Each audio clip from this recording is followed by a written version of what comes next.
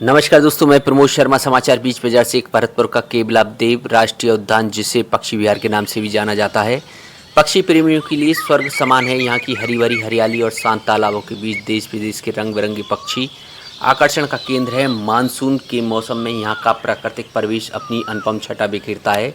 इन सब के बीच छोटा सा व्यावीवर पक्षी, जिसे बुनकर पक्षी भी कहा जाता है, अपनी अनोखी घोंसला बुनाई की कला से सभी का मन मोह लेता है।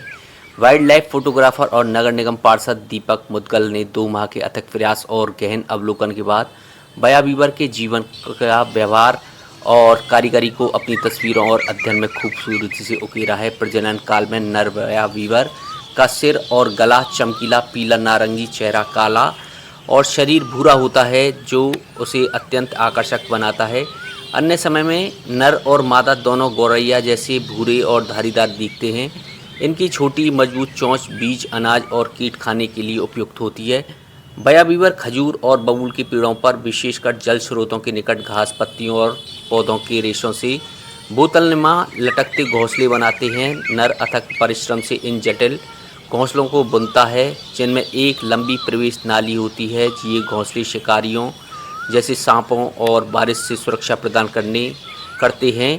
मादा इन घोंसलों की बारीकी से निरीक्षण करती है और सबसे उत्कृष्ट घोंसले का चयन करती है। नर द्वारा बनाए गए घोंसले यदि मादा को पसंद नहीं आते तो वह उन्हें तोड़कर नए सिरे से निर्माण करता है।